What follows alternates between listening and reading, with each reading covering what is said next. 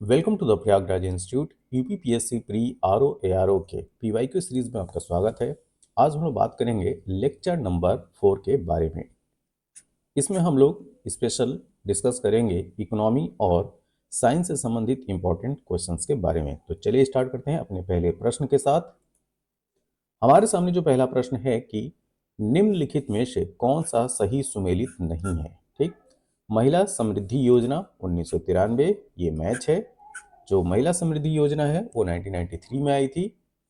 महिला स्वशक्ति योजना women self empowerment plan 1998 का है, ये भी मैच्ड है। वीमेन एम्पायर प्लान महिला साम्राज्य योजना 1989 ये भी जो है मैच्ड है। राष्ट्रीय पोषाहार मिशन योजना 2003, जो नेशनल पोषाहार मिशन प्लान है वह 2003 का नहीं है, यह 2001 का है। कब का है? 2001। तो यहाँ पे ध्यान रखिएगा, ये जो चार योजनाएं हैं ये चारों योजनाएं जो है आपको जो है मैच करनी थी। तो महिला समृद्धि योजना 1993, महिला स्वशक्ति योजना 1998, महिला साम्राज्य योजना 1989 और राष्ट्रीय पोषाहार मिशन योजना जो है वो 2003 का नहीं है, 2001 का है। तो यहाँ पे पूछा गया था कि कौन सा सुमेलित नहीं है, तो यहाँ पे ऑप्शन हमारा सही होगा ऑप्शन नंबर डी। अब चलते हैं अगले प्रश्न की तरफ। हमारे सामने सूची 1 को सूची 2 के साथ मिलान करना है। ठीक है, तो यहाँ पे लिस्ट 1 दी है और इधर जो है लिस्ट 2 दिया हुआ है। लिस्ट 1 में 5 ईयर प्लान मतलब कि पंचवर्षीय योजना और लिस्ट सेकंड में अप्लाइड ग्रोथ मॉडल मतलब कि प्रयुक्त विकास मॉडल जो है दिया हुआ है। तो आपको बताना है कि first, second, third and fourth जो 5 ईयर प्लान है वह किसके द्वारा दिए गए मॉडल हैं। तो ये जो प्रश्न है वो अक्सर जो है घूमता रहता है, 5 ईयर प्लान जो है वो किसके द्वारा दिए गए हैं। ठीक है, तो यहाँ पे जो है 4 प्लान है, first, second, third and fourth. तो यहाँ पे जो फर्स्ट प्लान है, फर्स्ट प्लान जो है वो हेराल्ड डोमर मॉडल पे आधारित है। किसके? Herald Domar model. तो ए के सामने हम लोग लिखेंगे 2। जो द्वितीय 5 ईयर प्लान था, ठीक है, द्वितीय पंचवर्षीय योजना, यह आधारित थी महलनोबिस मॉडल पे। तो महलनोबिस मॉडल जो है वो 4 नंबर पे है। तो बी के सामने लिखिए 4। जो तृतीय पंचवर्षीय योजना है, जो थर्ड 5 ईयर प्लान है, वह आधारित था एस चक्रवर्ती मॉडल पे। एस चक्रवर्ती मॉडल जो है वो 1 नंबर पे है, यहाँ पे 1 लिखिए। जो चतुर्थ पंचवर्षीय योजना जो फोर्थ 5 ईयर प्लान था वो आधारित था अशोक रुद्र मॉडल पे। ठीक, तो डी के सामने 3 लिखे। तो यहाँ पे हमारा जो सही उत्तर होगा 2413 वाला। तो 2413 कौन सा ऑप्शन है? जी हाँ, यहाँ पे सही उत्तर है ऑप्शन नंबर बी। यहाँ पे सही उत्तर है ऑप्शन नंबर बी। तो ध्यान रखिएगा, जो फर्स्ट मॉडल है वो हैरोल्ड डोमर मॉडल पर आधारित था। जो सेकंड पंचवर्षीय योजना थी वह आधारित थी महलनोबिस मॉडल पे। जो थर्ड पंचवर्षीय योजना थी वह आधारित थी एस चक्रवर्ती मॉडल पे। और जो लास्ट यहाँ पे दिया हुआ है, जो फोर्थ पंचवर्षीय योजना थी वह आधारित थी अशोक रुद्र मॉडल पे। तो यहाँ पे सही उत्तर है option number B. Next question. यहाँ पे जो ये जो आप क्वेश्चन देख रहे हैं ये काफ़ी इंपॉर्टेंट क्वेश्चन है। ठीक है, तो इसको जो है मैं वेरी इंपॉर्टेंट में रखूंगा। तो क्वेश्चन है, पढ़िए। एक किसान जिसके पास 1 से 2 हेक्टेयर तक जोत है जाना जाता है। इसको इंग्लिश में देखिए, a farmer which has land holding between 1 to 2 hectare is known as. तो दिए गए ऑप्शन में आपका सही उत्तर क्या होगा? जी हाँ, जिनके पास 1 से 2 हेक्टेयर तक का जोत होता है, जो लैंड होल्डिंग जो है 1 से 2 हेक्टेयर के बीच में होती है, वह जो है स्मॉल फार्मर मतलब कि लघु कृषक कहलाते हैं। अब हम जानेंगे कि जो लैंड होल्डिंग के आधार पे, ठीक, जो खेत जोत के आधार पर किसानों का वर्गीकरण किया गया है वह किस प्रकार किया गया है। तो यहाँ पे हमारे सामने एक लिस्ट है। ठीक, तो यहाँ पे जो है फार्मर का क्लासिफिकेशन है। ठीक, उनकी श्रेणी दी गई है, कृषक श्रेणी, और उनके द्वारा जो होल्डिंग कैपेसिटी है लैंड की वो दी गई है। तो जो मार्जिनल फार्मर या जो सीमांत कृषक हैं जिनके पास 1 हेक्टेयर से कम भूमि है। लघु कृषक मतलब कि स्मॉल फार्मर वे हैं जिनके पास 1 से 2 हेक्टेयर भूमि है। जो अर्ध मध्यम कृषक हैं जिनके पास 2 से 4 हेक्टेयर भूमि है वह अर्ध मध्यम कृषक कहलाते हैं। जो मीडियम फार्मर है मतलब कि जो मध्यम कृषक हैं जिनके पास 4 से 10 हेक्टेयर भूमि है वह मध्यम कृषक के अंतर्गत आते हैं। बड़े या बृहद कृषक वे हैं जिनके पास 10 हेक्टेयर या इससे अधिक की भूमि है। तो ये जो क्लासिफिकेशन है फार्मर का इंडिया में, या जो है अक्सर पूछा जाता है यहाँ से प्रश्न, तो ये क्लासिफिकेशन आपको जो है रट के रखना है। और ये जो है काफ़ी जो है इम्पॉर्टेंट है, ख़ास तौर से कोई भी आप एग्ज़ाम दें। और आगे चल के अगर आप लोग जो है मेंस में बैठते हैं, यूपीपीएससी मेंस में, तो वहाँ पे भी जो है आपको मेंस राइटिंग में भी इसकी ज़रूरत पड़ती है। अगला प्रश्न, विच of the following is not correctly matched? निम्नलिखित में से कौन सही सुमेलित नहीं है? तो आपको जो है मिसमैच बताना है कि दिए गए ऑप्शन में कौन जो है मिसमैच है। तो कंपनीज एक्ट 2013, जी हाँ, कंपनी अधिनियम 2013 सही है। इंडियन कॉन्ट्रैक्ट एक्ट, भारतीय संविदा अधिनियम 1970 यहाँ पे दिया हुआ है, ठीक है। तो जो भारतीय संविदा अधिनियम है, सॉरी 1870 दिया हुआ है, तो 1870 का नहीं है, ये 1872 का है। कब का है? 1872 का है। तो यही हमारा जो है मिसमैच हो गया। आगे के जितने हैं, जैसे कि साझेदारी अधिनियम, पार्टनरशिप एक्ट 1932 का है, सेल ऑफ गुड्स एक्ट, वस्तु विक्रय अधिनियम 1930 का है। ये सब मैच है। तो हमारा सही उत्तर क्या होगा? ऑप्शन नंबर बी यहाँ पे करेक्ट आंसर है। इंडियन कॉन्ट्रैक्ट एक्ट जो है वो 1870 का नहीं है, 1872 का है। यहाँ पे दिया हुआ है प्रश्न कि consider the following governors of reserve bank of India and arrange them in chronological order. Reserve bank of India के निम्नलिखित गवर्नरों पर विचार करें तथा उन्हें काल क्रमानुसार व्यवस्थित करें। Doctor C Rangarajan, doctor I G Patel, doctor D Subba Rao, doctor Manmohan Singh. तो यहाँ पे जो सही क्रम है, ठीक, यहाँ सही क्रम है, आप उनकी डेट पहले जान लीजिए। जो आई जी पटेल हैं वो 1977 से 1982 तक कार्यकाल रहता है। डॉक्टर मनमोहन सिंह, जिनका हाल में जो है देहांत हुआ है, वो हमारे जो है फॉर्मर प्राइम मिनिस्टर भी रह चुके थे, तो इसके साथ आरबीआई के गवर्नर भी रहे। तो डॉक्टर मनमोहन सिंह सितंबर 1982 से जनवरी 1985 तक आरबीआई के गवर्नर थे। डॉक्टर सी रंगराजन दिसंबर 1992 से नवंबर 1997 तक गवर्नर रहते हैं। डॉक्टर सुब्बा राव सितंबर 2008 से 2013 तक। तो सबसे पहले आईजी पटेल आएंगे, तो 1। उसके बाद डॉक्टर मनमोहन सिंह जो है वो 4 नंबर पे यहाँ पे दिया हुआ है, तो 1 के बाद 4। उसके बाद डॉक्टर सी रंगराजन जो है, जो आईजी पटेल है वो सेकंड पे है, ठीक है, यहाँ पे सुधार दीजिए। आईजी पटेल जो है वो सेकंड पे है, सेकंड में 4। उसके बाद doctor C Rangarajan 1 and doctor Subba Rao यहाँ पे जो है थर्ड पे है, ठीक। तो 2 4 1 3, तो 2 4 1 3, तो यहाँ पे सही उत्तर है ऑप्शन नंबर बी। यहाँ पे करेक्ट आंसर क्या हो गया? Option number B. अगला प्रश्न यह है कि एक सितार में किस प्रकार की ध्वनि तरंगें उत्पन्न होती हैं? तो जो सितार होता है उसमें स्टेशनरी और ट्रांसवर्स, मतलब कि अप्रगामी और एवं अनुप्रस्थ जो है वो तरंगें उत्पन्न होती है। तो यहाँ पे सही उत्तर है ऑप्शन नंबर डी। अगला प्रश्न, निम्नलिखित में कौन सा कथन सही नहीं है? तो दिए गए ऑप्शन में आपको बताना है कि कौन सा स्टेटमेंट सही नहीं है। तो मनुष्य का कान 1000 हर्ट्ज पर सबसे सुग्राही होता है, तो दिए गए ऑप्शन में जो है यह स्टेटमेंट सही है। मनुष्य की आंख लाल रंग के लिए सबसे अधिक सुग्राही है, तो ये स्टेटमेंट है गलत, ठीक है। सुनने की दृढ़ता 1/10 सेकंड तक होती है, ये भी सही है। Persistence of vision is 1/16 second. दृष्टि की दृढ़ता 1/16 सेकंड होती है, ये भी सही है। तो यहाँ पे जो सही उत्तर होगा वो होगा ऑप्शन नंबर बी।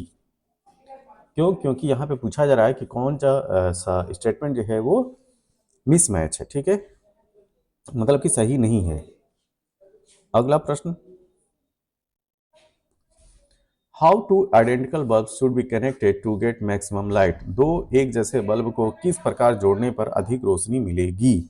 तो यहाँ पे देखिए, दोनों both are connected in parallel, दोनों को समानांतर क्रम में जोड़िए, ठीक है, तो आपको जो है ज़्यादा रोशनी मिलेगी, क्योंकि जब आप पैरेलल सर्किट करेंगे तो वहाँ पे जो रेजिस्टेंस होगा वो कम होगा, ठीक। तो यहाँ पे सही उत्तर होगा ऑप्शन नंबर बी, ठीक, 2 में। Which of the following nutrient is most useful for enhancing oil content in mustard crop? कौन सा तत्व सरसों में तेल की मात्रा को बढ़ाने में अत्यधिक उपयोगी होता है? तो ये होता है सल्फर, ठीक है, sulphur, option number B. Hydrogen sulphide प्रदूषक का मुख्य सोर्स क्या है? ठीक है, तो आपको बताना है कि hydrogen sulphide, the chief source of hydrogen sulphide pollutant is, तो दिए गए ऑप्शन में सही उत्तर है सड़ते हुए वनस्पति एवं पशु पदार्थ। जो decaying vegetation and animal matter होता है वह रिच सोर्स होता है हाइड्रोजन सल्फाइड पॉल्यूटेंट के लिए। तो यहाँ पे सही उत्तर है ऑप्शन नंबर ए। 10 दिनों से अधिक दिन तक उपवास करने पर लीवर पर क्या प्रभाव पड़ता है? ठीक, तो how is liver affected on fasting for more than 10 day? यहाँ पे सही उत्तर है लीवर में ग्लूकोज स्तर कम हो जाता है, option number A.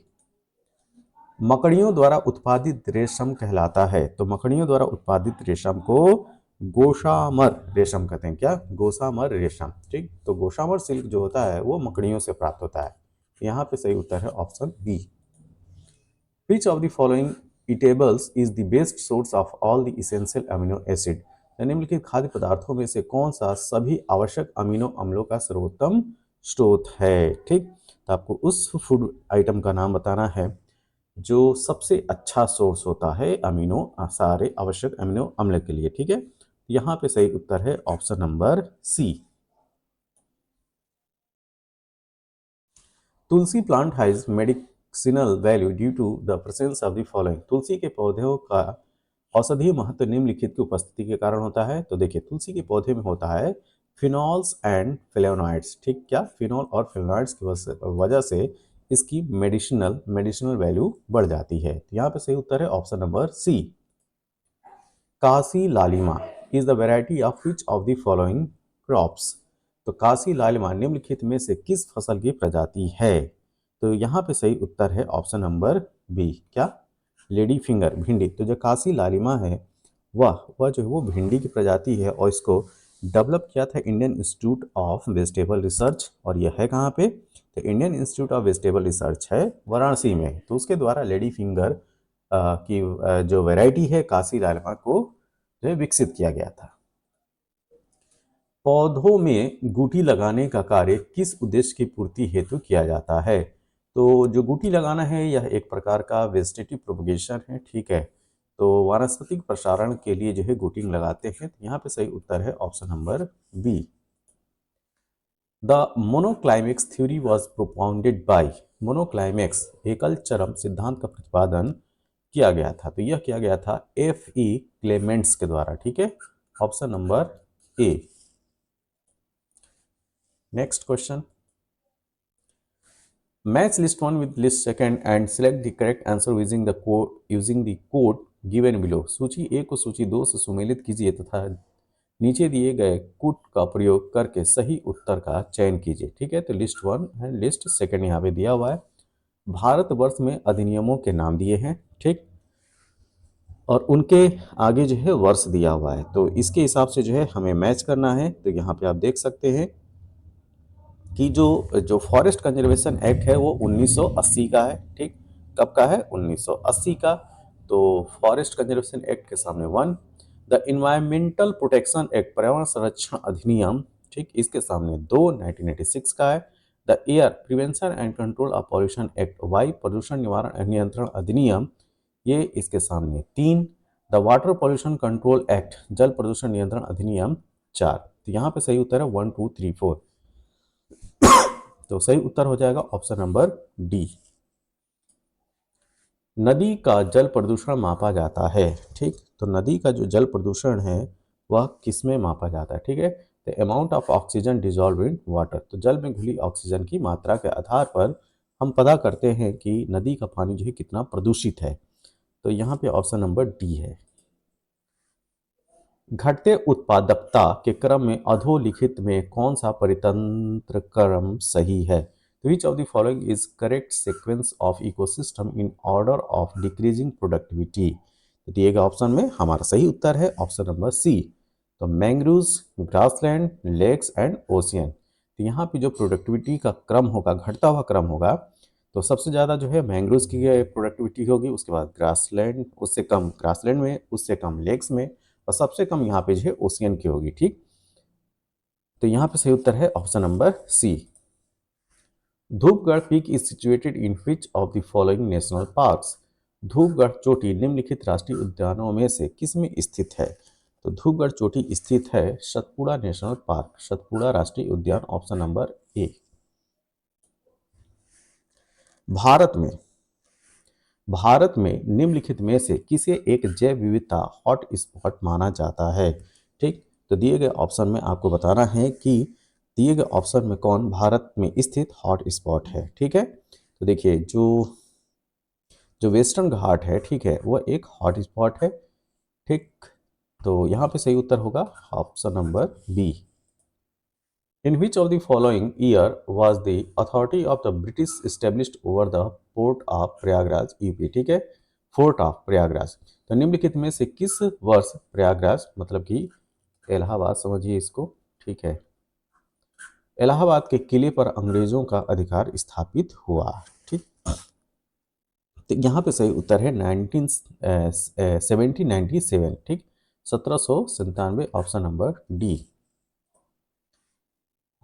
When was born, यहाँ पे खाली स्थान है, was born the earth sank and a half hands ever statement folk saying is related to which historical personality of Uttar Pradesh?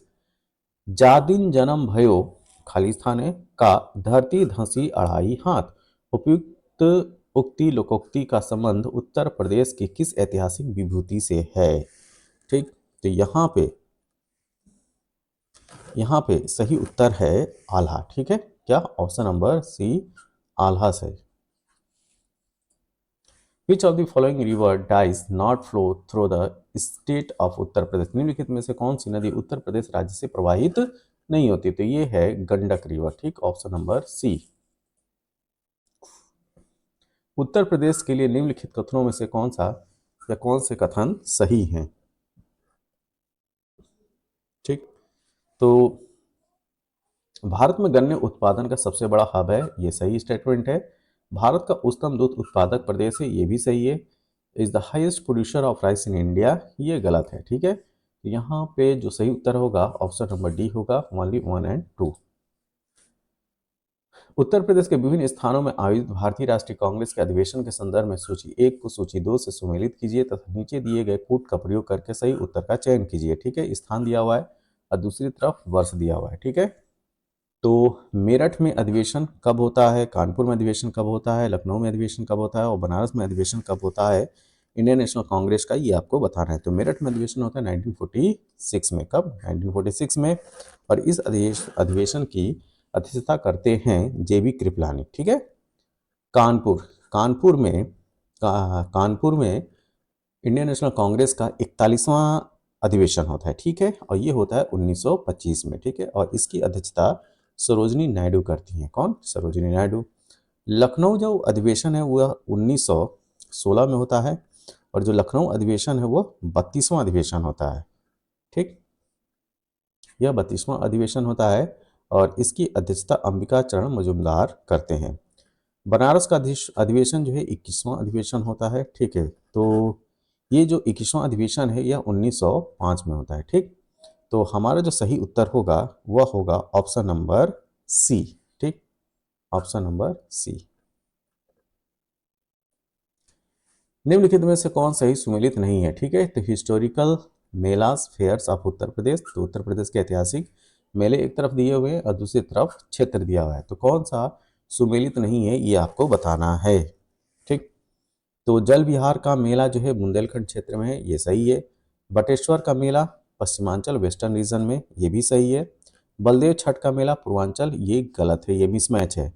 Shukratal मेला जो है वो मुजफ्फरनगर में है। ठीक, ये सही है। तो यहाँ पे जो सही उत्तर होगा, ठीक, कौन सुमेलित नहीं है, तो ये है सी नंबर, नहीं सुमेलित है। निम्नलिखित में से उत्तर प्रदेश का कौन सा जनपद नेपाल के साथ सीमा साझा नहीं करता है? तो उस जनपद का नाम बताना है जो नेपाल के साथ बाउंड्री शेयर नहीं करता है। तो बलरामपुर करता है, श्रावस्ती करता है, कुशीनगर नहीं करता है, लखीमपुर खीरी भी करता है। ठीक है, तो यहाँ पे सही उत्तर है ऑप्शन नंबर सी।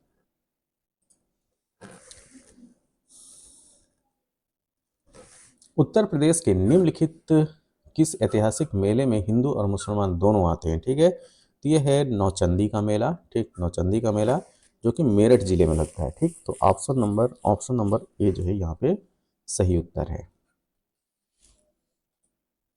इसी के साथ हमारा यह वीडियो जो है वो कंप्लीट होता है। यह क्लास आपको कैसी लगी, जैसी भी लगी हो, आप अपने सुझाव जो है कमेंट बॉक्स में ज़रूर दें। तब तक के लिए थैंक यू, धन्यवाद।